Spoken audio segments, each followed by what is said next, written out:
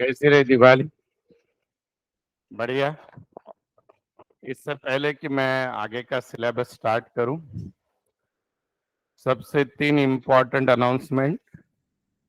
पहली, नहीं, information not announcement, कि आप दिवाली के पहले 11th में थे, आपने कॉमर्स लिया था और मैं आपको अकाउंट पढ़ा रहा था। बहुत बड़ा ब्रेक हो गया तो भूल गए होंगे, तो याद करा के दे रहा हूँ, है राइट? बेटा, what is the beauty of second term syllabus? All topics are like a suspense movie. If you lose the beginning, you are not going to understand anything. जैसे अभी जो टॉपिक मैं स्टार्ट कर रहा हूँ, उसके अगर ये 3 लेक्चर आपने मिस कर दिए, उसके बाद अगर आप आए तो आपको ऐसा लगेगा कि आप चाइनीज सीख रहे हो, फ्रेंच लैंग्वेज सीख रहे हो, ऐसे होगा। टॉपिक डिफिकल्ट है क्या? बिल्कुल नहीं है, खाली उसका बेसिक बिगिनिंग मिस नहीं करना है। अगर वो कर दोगे तो then it is the most difficult part of the syllabus. और इसमें the second beauty of the second term is size of the answer is always less but the marks are more. जैसे लेजर का problem अगर पूरा करने को 7-8 page लगते हैं, फिर भी 15 मार्क है। तो इसमें जैसे बीआरएस का प्रॉब्लम है, वो आधे पेज का होता है, उसको 20 मार्क होता है, लेकिन वो आधा पेज लिखने के लिए ट्रिक चाहिए। So it's a more of a brain application syllabus rather than the like क्या बोलते हो आप, रिपीटेटिव सिलेबस या मेंटल वर्क नहीं है, वही वही है, रिपीटेशन, ऐसा कोई भी टॉपिक नहीं है। और लास्ट इंपॉर्टेंट चीज, जो इस सिलेबस का लास्ट टॉपिक है, वो एक्चुअली 11th का टॉपिक नहीं है, 12th का है। बोल तो 11th में आएगा, पर 12th में वो आता है 44 मार्क्स के लिए। तो आप अगर वो टॉपिक लास्ट में, हम जैसे सबको बोलते हैं last topic is not a 11th last topic, it's a beginning of 12th। तो अगर वो 11th में मिस हो जाता है, जैसे अभी हम कल हमारे पास पेरेंट मीटिंग चालू था, तो बेटा उसमें 40 लोग फेल हो गए 12th में अभी एग्जाम में, जो क्लास ने पूरी ली थी। और हाँ, और वो जितने भी लोग 40 लोग फेल हो गए 12th में, उनमें से लगभग 30 लोगों का 11th में क्लास ही नहीं था। और वो क्लास नहीं था और उनको 11th का फाइनल अकाउंट नहीं आता था, इसलिए 12th में कुछ भी नहीं आ रहा है। तो वो टॉपिक है अपना लास्ट वाला। तो आज जो टॉपिक मैं चालू करने वाला हूँ, okay, I am starting a difficult topic, जानबूझकर कर रहा हूँ मैं वही स्टार्ट। तो बेटा, उस टॉपिक का नाम है रेक्टिफिकेशन ऑफ एरर। क्या नाम है बेटा टॉपिक का? Rectification of error. बहुत लाजवाब टॉपिक है। क्या है पहले समझ के लो, और इसका हम बेसिक भी सीखेंगे। सबसे पहले बेटा ये बताओ कि एरर और फ्रॉड में कुछ फर्क होता है क्या? एरर और फ्रॉड में कुछ फर्क होता है क्या? Whether both the words are same और डिफरेंट?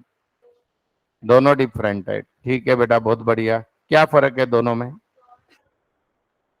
फ्रॉड बोलते हो जानबूझ के किया हुआ, ओके, यू वांट टू से intentional, okay, and error is हाँ मिस्टेक, मीन्स अनइंटेंशनल, राइट? जैसे मैंने क्लास के ग्रुप पे वीडियो भेज के, ऑडियो भेज के सबको बताया कि बाबा प्लीज अब सेकंड टर्म मिस मत करना, नहीं तो आपको कुछ भी नहीं समझेगा, आज पहला लेक्चर है, आ जाना। फिर भी आप नहीं आए तो क्या है? फ्रॉड है। और आपको किसी ने बताया नहीं 11th इतना इंपॉर्टेंट होता है, पहला लेक्चर मिस ने किया तो कुछ भी नहीं, आपकी दिवाली अभी भी चालू है तुलसी पूजा तक, तो देन एरर। समझ में आ रहा है? मम्मी पापा टीचर चिल्ला चिल्ला के थक गए, अरे बेसिक अच्छा कर ले, 5 साल मस्त जाएंगे, फिर भी पढ़ाई नहीं करना है, फ्रॉड। कोई बोलने वाला नहीं है 11th का इंपॉर्टेंस, इसलिए पढ़ाई नहीं कर रहे हो, एरर।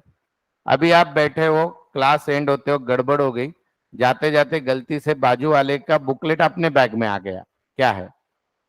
एरर। पर आप ध्यान दे के रखे हो कि अपना बुकलेट दिवाली में बेच दिया है रद्दी में, जैसे ही उसका ध्यान उधर उधर जाएगा, मैं मेरे बैग में डाल लूंगा, क्या है? Fraud. So fraud is always intentional, error is always unintentional, there is no intention in the error, in the error. तो इसलिए बेटा हम अकाउंटिंग में फ्रॉड दुरुस्त नहीं कर सकते, फ्रॉड के लिए क्रिमिनल सजा है, पर एरर यू कैन रेक्टिफाई। इसलिए हमारे टॉपिक का नाम रेक्टिफिकेशन ऑफ एरर, फ्रॉड नहीं है, रेक्टिफिकेशन ऑफ एरर। हम थोड़ी किसी के आत्मा की शुद्धि कर सकते हैं। फ्रॉड का टेक्निकल मीनिंग क्या है? It is the output of dirty mind. Fraud कौन करता है? जो मन से साफ होता है वो करता है, जो कपट वाला है, छल वाला है, वो करता है। कपटी आदमी फ्रॉड करता है, तो उसको आप दुरुस्त नहीं कर सकते बुक्स ऑफ अकाउंट में। आपके स्टाफ, आपका स्टाफ पैसा चोरी करता है, वो क्या है?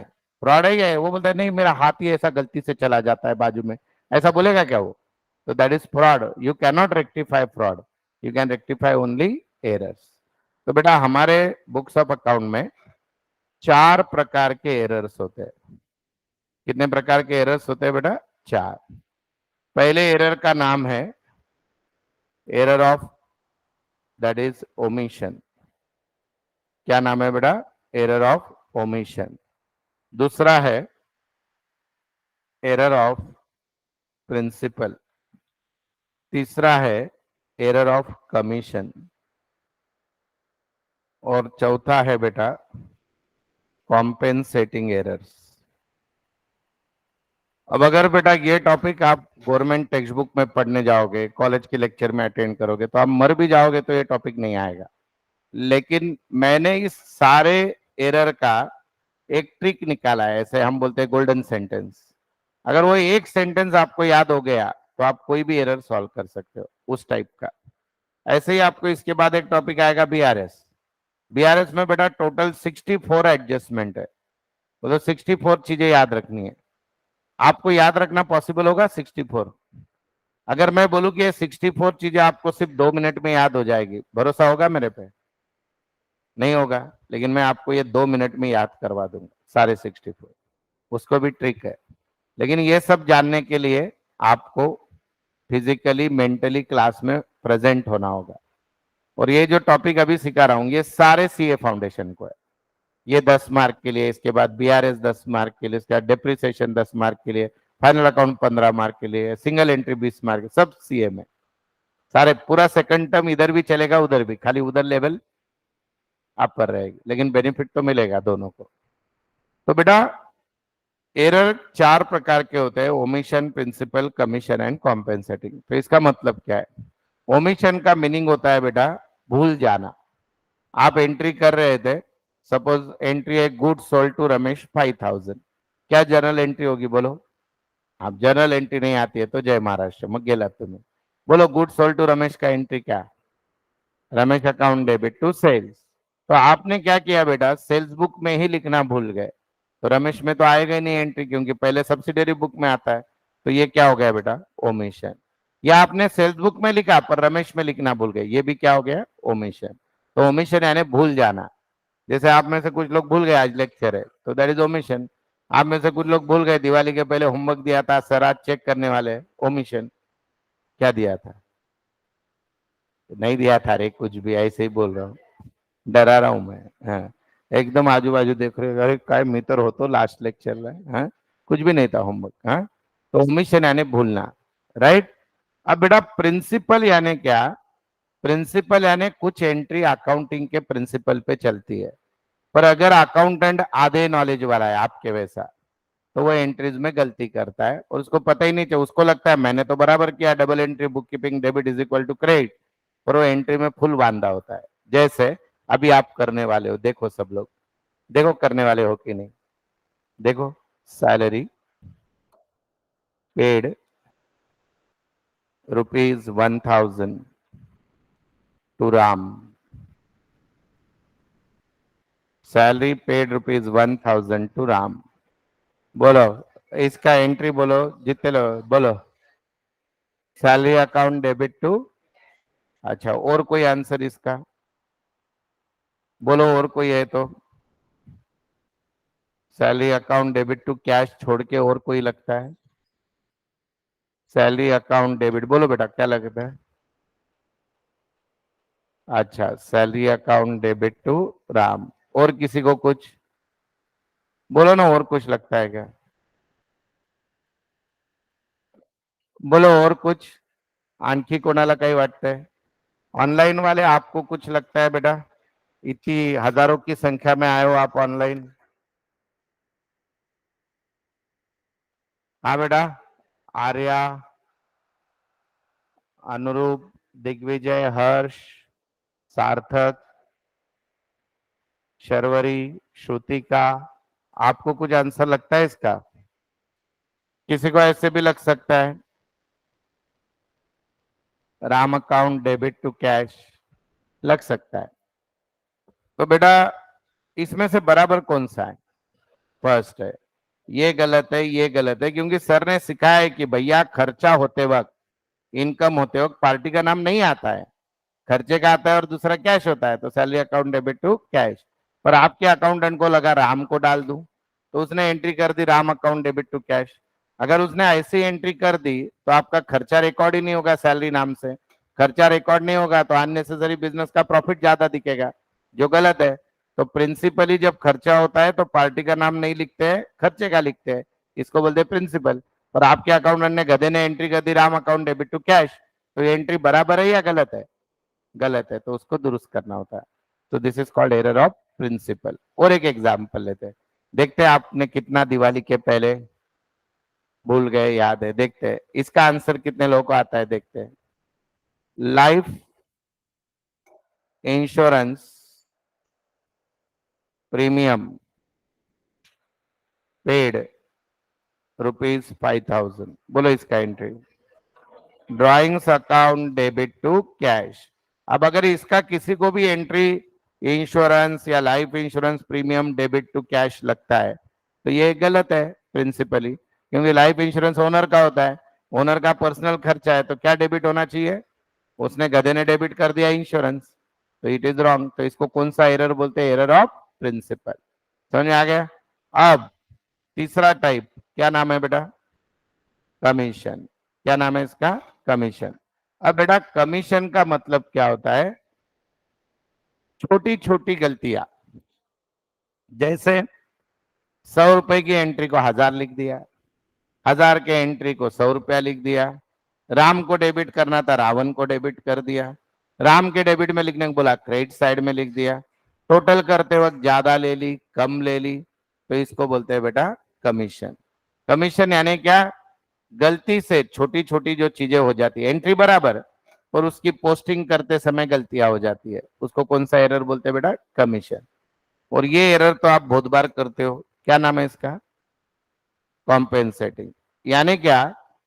एक चूक तुमच्या हातून झाली, त्याला दुरुस्त करण्यासाठी आणखी एक चूक करून टाकली। एक गलती में और एक गलती छुपी होती है नेक्स्ट वाली, उसको कौन सी बोलते हैं? कॉम्पेन्सेटिंग। सर नहीं समझा, सुन के लो। अभी समझो बेटा, ट्रांजैक्शन है, या आपके एग्जाम्पल देता हूं मैं आपके लाइफ का। समझो आज आप क्लास को अब्सेंट हो और आपका एक फ्रेंड है, आपके पापा मम्मी उनके आजू बाजू में रहते, पहचानते, तो आप अब्सेंट थे, पापा ने आपको पूछा अरे आज क्लास नहीं गया, आपने बोला नहीं आज छुट्टी है पापा क्लास को।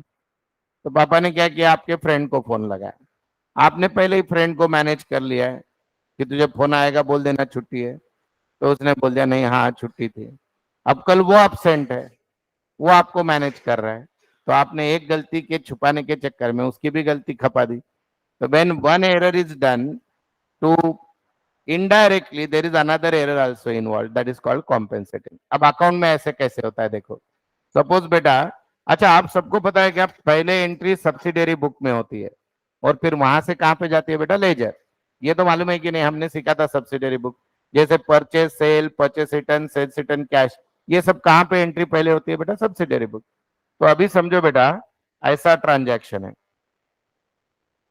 गुड्स परचेज फ्रॉम रवि ₹5,000, इसका एंट्री क्या होता है बोलो?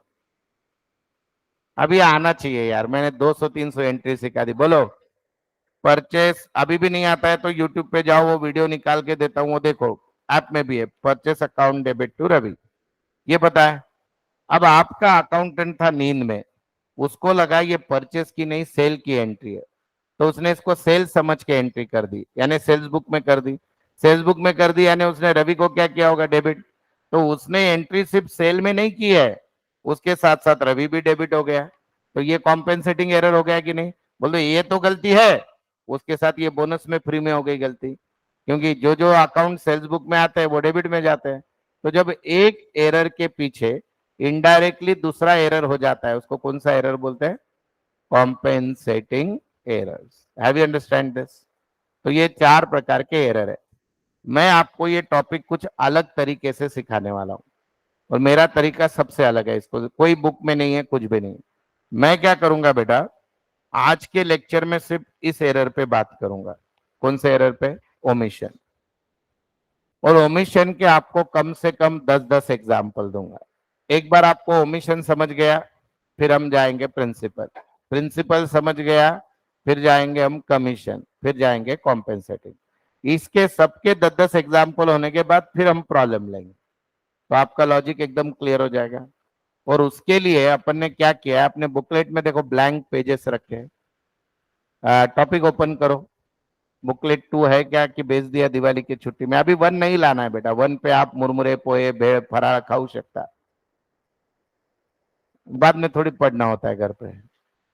11 के बुकलेट यानी हम जिस भी धर्म को मानते हैं उसकी भगवत गीता है। जितना 11 का बुकलेट जिंदगी भर संभाल के रहोगे, उतना जिंदगी में कभी प्रॉब्लम नहीं आएगा। और जितना 11 को आप इग्नोर करोगे, उतने आप लटक गए अकाउंट।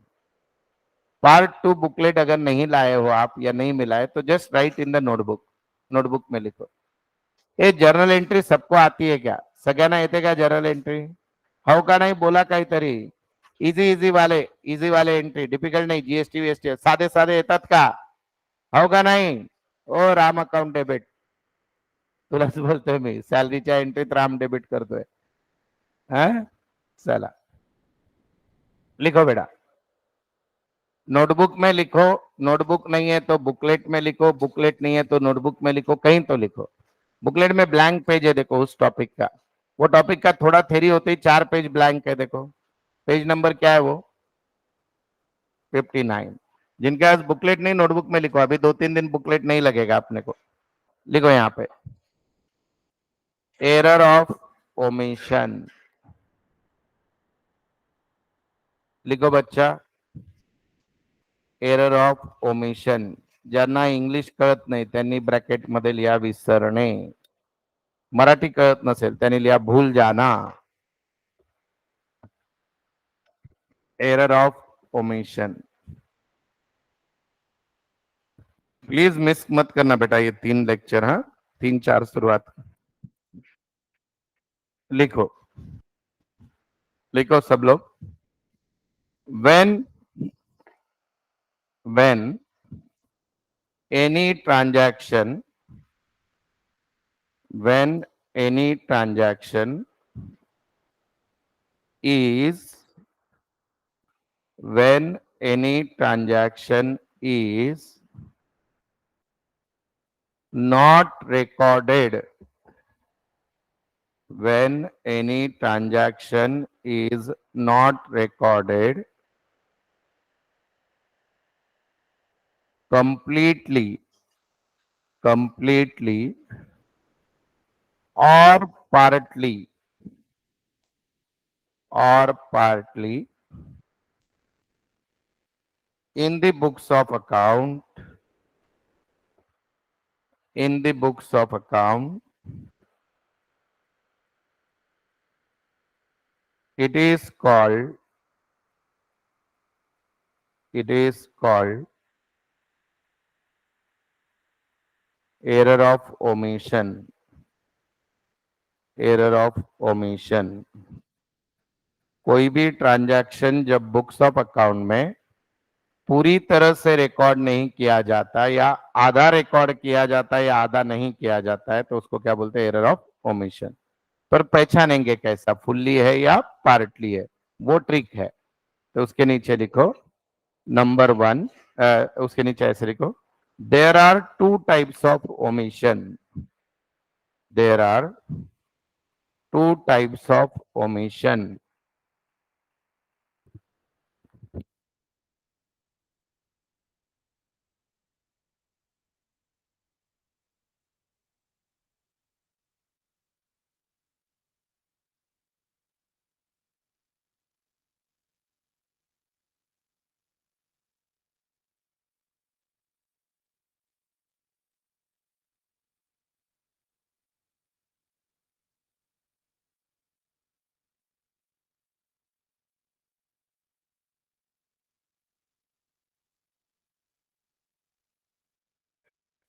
लिया. There are two types of omission. Number one लिखो बेटा. Complete omission. Complete omission. When any transaction, when any transaction is not recorded in subsidiary book, when any transaction not recorded in subsidiary book.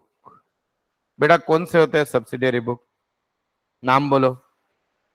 Purchase book, sales book और purchase return book, sales return book और cash book. तो लिखो bracket में purchase book, purchase book, sales book, purchase return book, sales return book, cash book etcetera. Bracket close कर दो. When any transaction is not recorded in subsidiary book, उनके example लिखे bracket close. It means bracket close करने के बाद it means it is not posted in ledger also. It is not posted in ledger also. It is not posted in ledger also. It is called complete omission. It is called complete omission. It is called complete omission. To rectify this error, अभी answer बता रहा हूं. सबसे important sentence. मैंने क्या बोला? हर error का एक ही सेंटेंस है, वो याद रखने का. इसको दुरुस्त कैसे करते हैं? So to rectify this error, just pass journal entry of that transaction. Just pass journal entry of that transaction. Just pass journal entry of that transaction. Example लिखो. Example. Goods sold to Ravi. Goods sold to Ravi. Rupees 5,000. Not recorded. Goods sold to Ravi rupees 5,000. Not recorded in sales book. Not recorded in sales book. अभी सुनो. रवि को goods बेचा, आपने sales book में entry नहीं की. Sales book क्या है? Book of prime entry, original entry, पहली बुक है, सब्सिडियरी बुक है. तो अगर सेल्स बुक में ही एंट्री नहीं हुई तो रवि में होगी नहीं. दूसरा एग्जांपल देता हूं.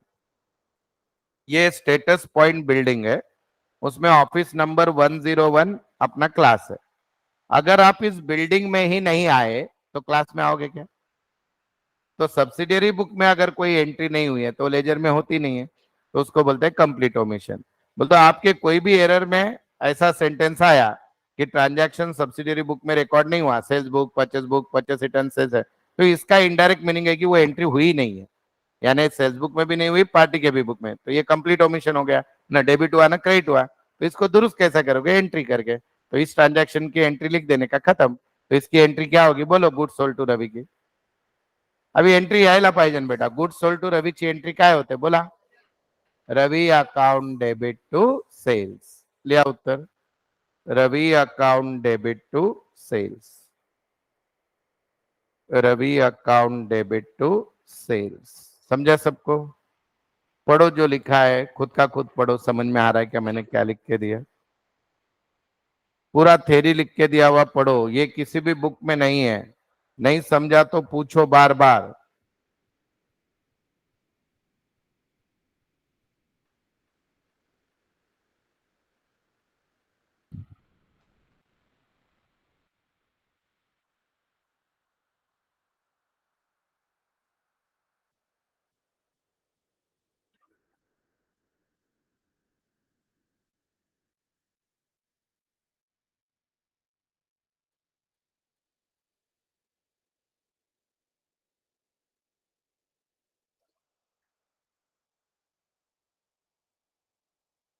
और ये एरर है ना, रियल में ढूंढना बहुत टफ जाते हैं। बोलते ऐसे बुक्स ऑफ अकाउंट में ये एरर लोकेट करना बहुत डिफिकल्ट होता है रियल में। क्यों डिफिकल्ट होता है? क्योंकि आपने अगर किसी एंट्री का डेबिट भी रिकॉर्ड नहीं किया, क्रेडिट भी नहीं किया, तो आप जब सारे लेजर क्लोज करोगे तो आपका ट्रायल बैलेंस टैली होगा, क्योंकि ना आपने डेबिट बराबर किया ना क्रेडिट किया। तो ये ऐसा ट्रायल बैलेंस टैली है तो हमको लगता है सब कुछ बराबर है, लेकिन इसको फिर जब डिटेल में हर बिल टू बिल देखते हैं तो ये एरर पता चलता है। तो ये एरर आपके ट्रायल बैलेंस पे भी इफेक्ट नहीं करता है, क्योंकि आपने ना डेबिट किया है ना क्रेडिट। तो ये ढूंढने के लिए बहुत टफ होता है रियल लाइफ में। तो आपको क्या करना है, कोई भी एंट्री अगर क्वेश्चन, अभी मैं आपको सेंटेंस, अच्छा एक काम करते हैं, पहले पार्शियल एरर लिख के देता हूं, फिर दोनों का फर्क समझेगा। लिखो number 2 partial omission, PARTIAL, partial म्हणजे अर्धवट, partial omission, partial omission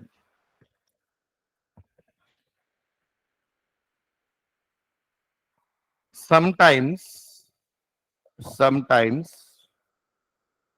transaction, sometimes online वाले लिख रहे हो बेटा अच्छे से? एक बार थम्स अप करो, सो गए क्या पता चलेगा? 1 2 ढाई 3, बाकी लोग 4, ठीक है। हाँ, sometimes transaction is recorded in subsidiary book. Sometime transaction is recorded in subsidiary book, but not posted, not posted in ledger, not posted in ledger. It is called partial omission.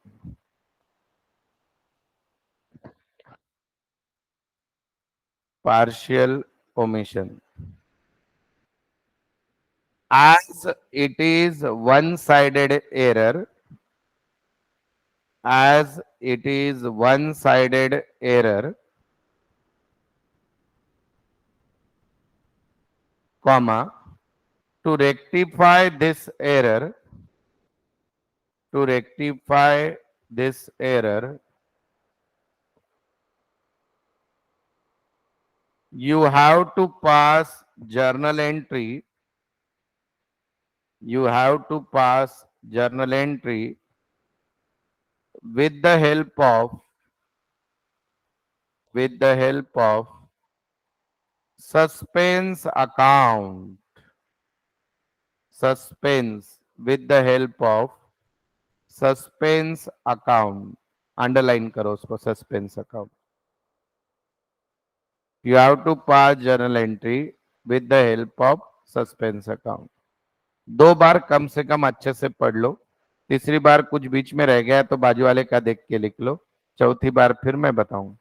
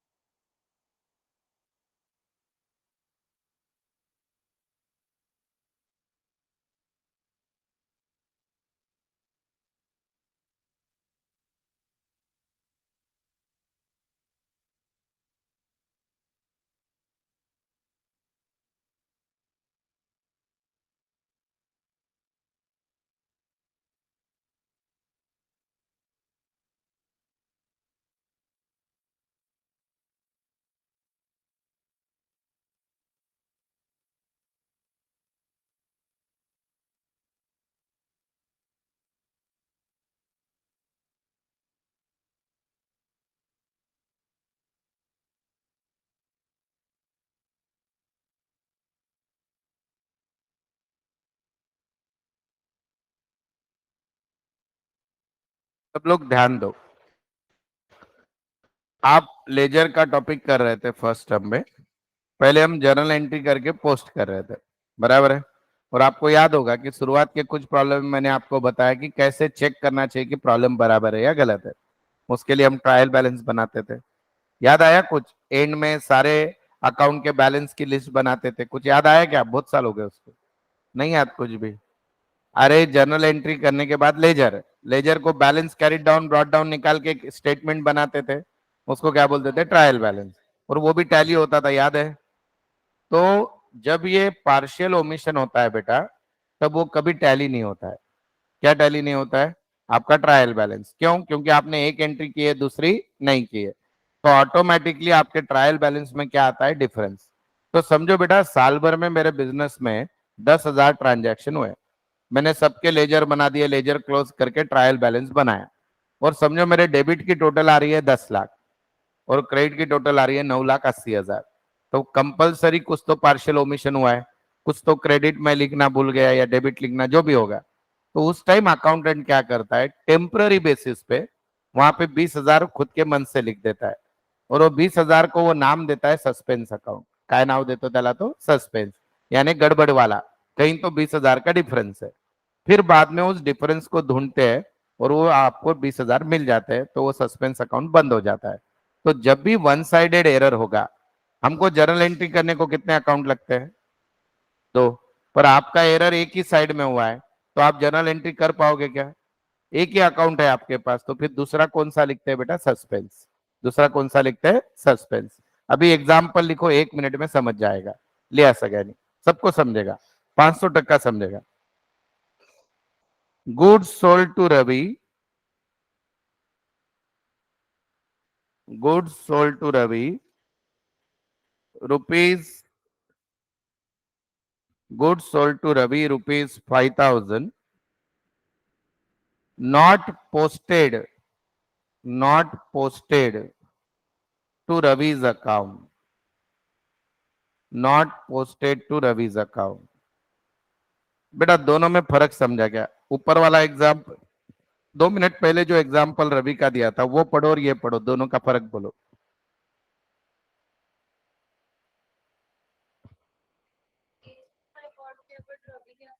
हाँ, पहले वाला क्या था, तुम बिल्डिंग में ही नहीं आए तो क्लासरूम में आने का प्रश्न नहीं। दूसरा वाला तुम बिल्डिंग में आए पर क्लास में ना आते, बाहर का बाहर चले गए। तो सब्सिडियरी बुक में एंट्री है, उन्होंने क्या बोला है, सिर्फ रवि में पोस्ट नहीं हुआ है, सिर्फ रवि में पोस्ट नहीं हुआ है, इसका हिडन मीनिंग है कि सेल्स में है। तो ये कंप्लीट ओमिशन है या पार्शियल? पार्शियल। अगर अभी आप ट्रांजैक्शन पढ़ो, गुड सोल्ड टू रवि का एंट्री क्या होगा, बोलो सब लोग। आपको पता है ना, अभी क्या है ना, गुड सोल्ड टू रवि का एंट्री क्या होता है? अरे तुमच्याकडे आहे ना entry, Ravi account debit to sales, बराबर है।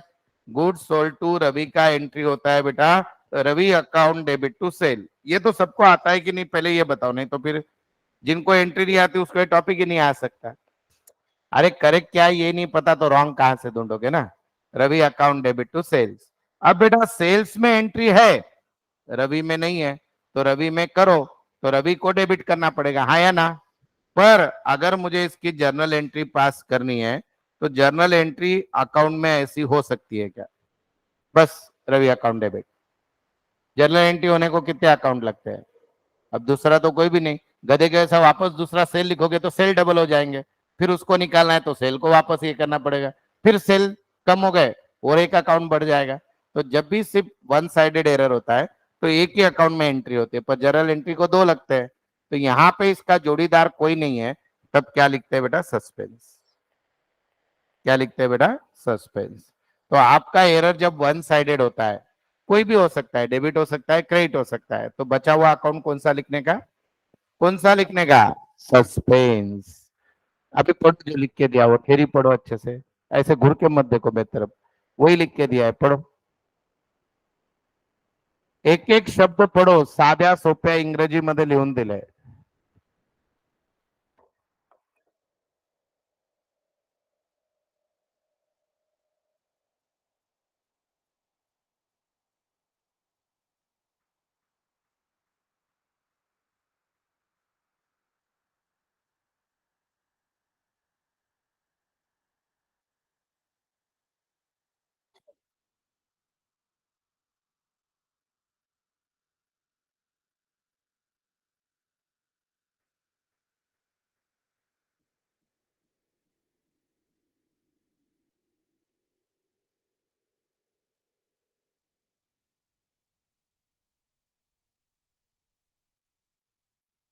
बोलो बेटा।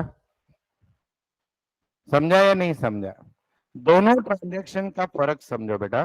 देखो, आप प्लीज कोशिश करना, इतना इजी नहीं है समझने को, मुझे भी पता है, फिर क्लास क्यों लगाते थे। देखो, यहां पे लिखा था गुड्स सोल्ड टू रवि, जो भी अमाउंट है, not recorded in sales book.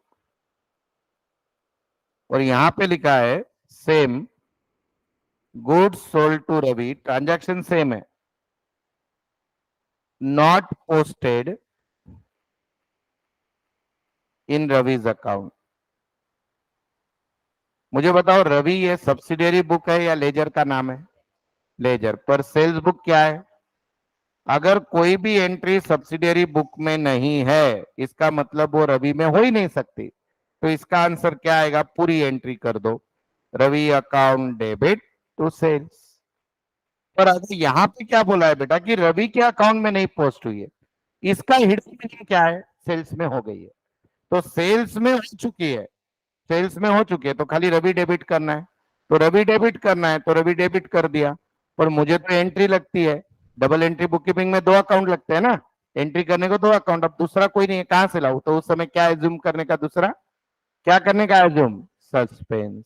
Suspense क्यों करते हैं मैंने आपको रीजन बताया, ट्रायल बैलेंस में नाम उसका सस्पेंस से होता है। बाद में आगे आगे समझेगा क्यों यूज करते हैं, क्योंकि सिंगल साइडेड एरर को जोड़ीदार कोई नहीं है। जैसे आपको पता है कि नहीं, वो आपको, आप बहुत छोटे हो उस हद तक, एक्चुअली समझो किसी के कुंडली में मंगल बहुत स्ट्रांग होता है, मंगल ग्रह का नाम है, हा? तो उस समय उसको ऐसे बोला जाता है कि तेरी शादी होते ही तेरा पार्टनर की डेथ हो जाएगी, जो भी है, लड़का लड़की जो भी है, उसकी डेथ हो जाएगी, आज के जमाने में कोई भी। अब वो टालना है, तो पंडित जी क्या करते हैं, उसकी शादी जो है झाड़ से पहले कराते हैं, ये रिचुअल है। तो अभी झाड़ से कोई शादी करता है क्या? लेकिन उसको जोड़ीदार तो चाहिए ना शादी करने को। तो इससे अच्छा मैं नहीं समझा सर। तो यहाँ पे बेटा सिर्फ रवि अकाउंट डेबिट करना है, दूसरा कोई नहीं इसके साथ, दूसरा कोई जाएगा, नया कोई पैदा हो जाएगा। तो जब एक ही अकाउंट पे इफेक्ट होता है तो दूसरा अकाउंट कौन सा आएगा? बोलो फटाफट।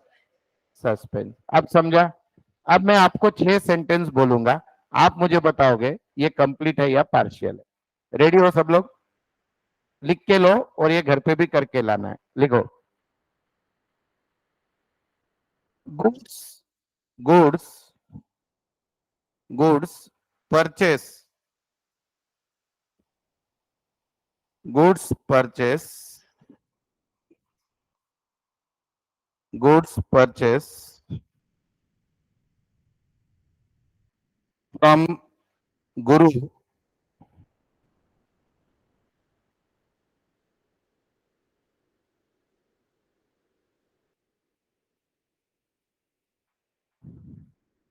goods purchased from Guru,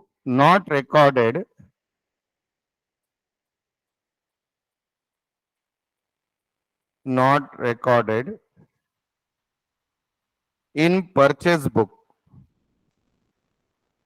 in purchase book.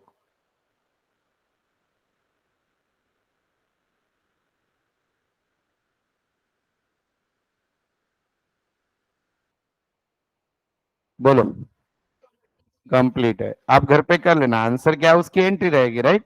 दूसरा लिखो, नंबर 2, एक के नीचे एक लिख लो, फिर आराम से घर से करके लाना। Goods purchase from Guru, goods purchase from गुरु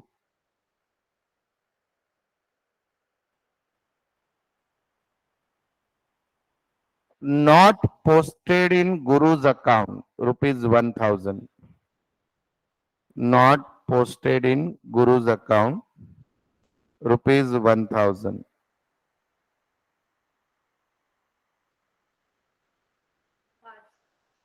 बोलो, पार्शियल, क्योंकि परचेस में हुई है, गुरु में नहीं हुई है।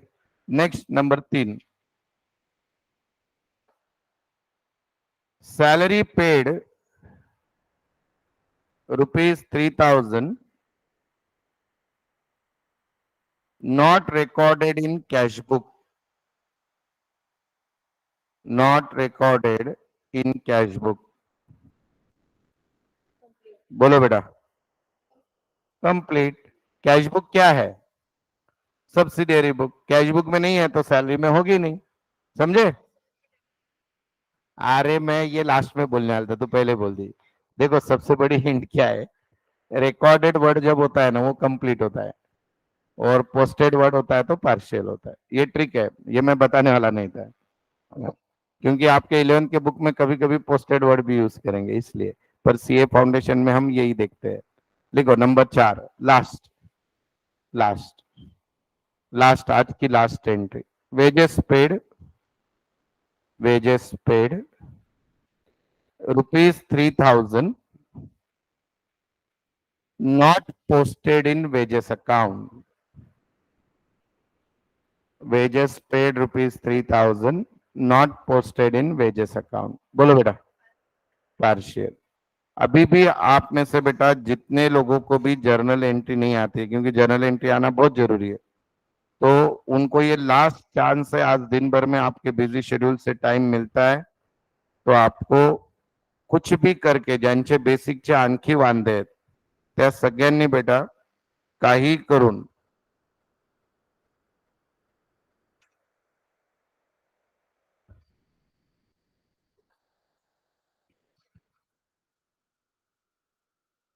ये वाला वीडियो बेटा सबसे ज्यादा बार देखना है। 11 बेसिक पहला वाला दिख रहा है क्या, 2.5 घंटे का। तो अगर आपको बेटा रेक्टिफाई किसको करते आएगा?